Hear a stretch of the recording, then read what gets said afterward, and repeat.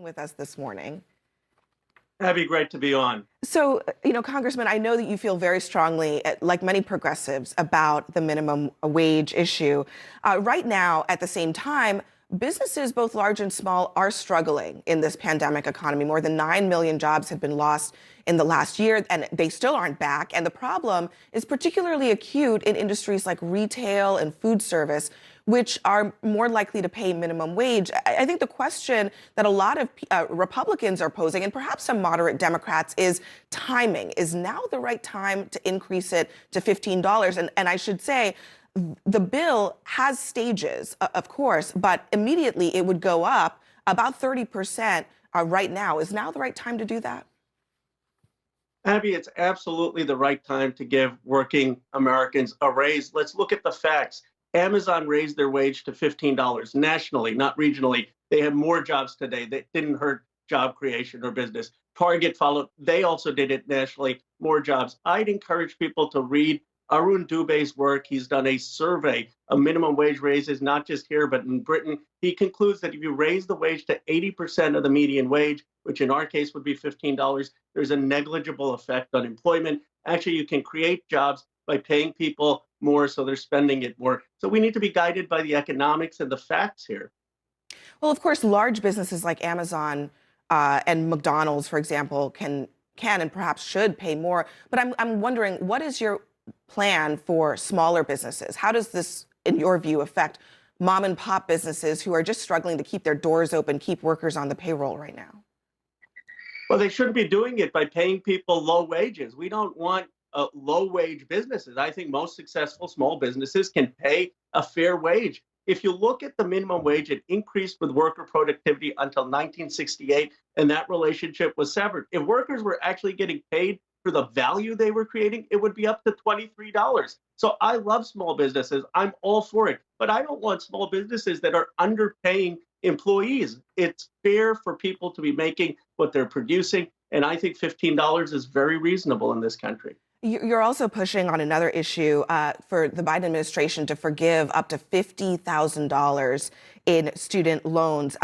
It's important to note that the Biden plan forgives about $10,000 in student loans, and that would clear debt for about 15 million borrowers, and more than half of those who default actually owe less than $10,000. These are people who maybe they went to one semester of college, didn't finish their degree, and are struggling to pay it back.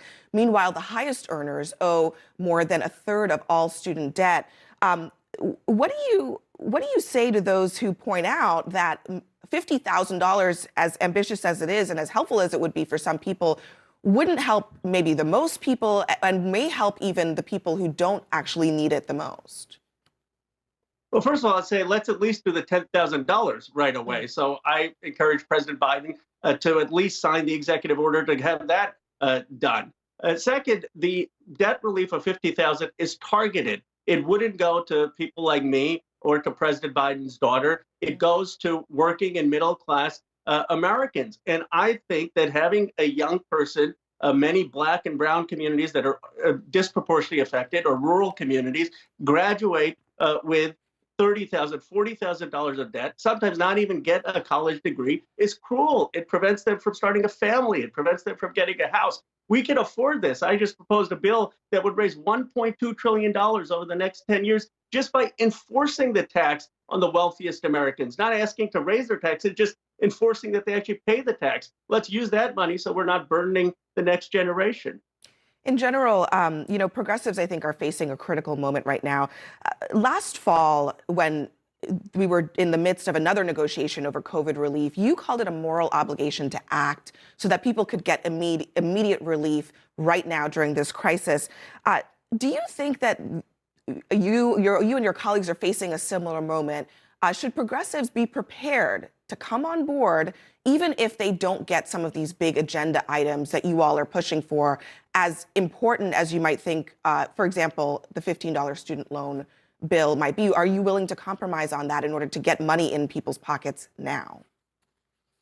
Yes, Abby, I will vote for the final package. But my question is, why isn't this question asked of the moderates? Why don't they have to compromise sometimes? I mean, I have voted for every single CARES package to date in the Congress, and there are many times there were provisions I didn't like. I didn't like the fact that it gave billions of dollars to Mnuchin or more money to the Fed to give to financial institutions, but I still voted for it because of the urgency of getting money to people. Now, my question is, why not have the same question for the moderates? Maybe they disagree with the minimum wage, but the overwhelming Americans agree with it. So they can vote for the final package, even if they disagree with some of those provisions. I suspect we will be asking those questions of the moderates, too. On a different topic, we were just talking about Texas a few minutes ago. You're the chairman of the House Oversight and Reform Subcommittee on the environment, and you've said that you're planning to hold some hearings about what happened down in that state with the electrical grid failures. What are your initial concerns and about how this was handled, and who are you planning to call to Washington to testify?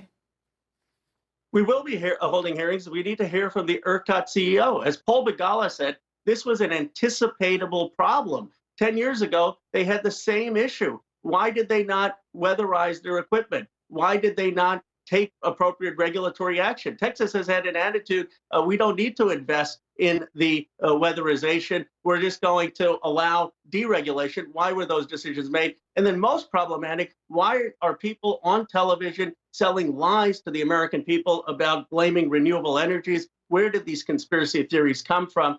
We will get to the bottom of this. And lastly, quickly before you go, there's been a spate of attacks, some of them in your state of California, on Asian Americans in the last year, thousands of them recorded by some advocacy groups. What do you think needs to be done about that? I appreciate you raising that, Abby. It doesn't get enough attention.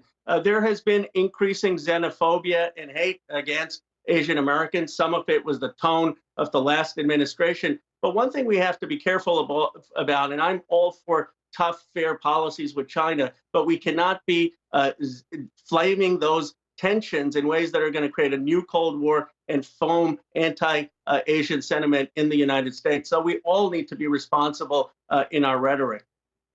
And these attacks are so tragic and horrifying, and hopefully all of them will be fully investigated. Congressman Khanna, thank you so much for joining us on Inside Politics this morning. Thank you for having me, Abby.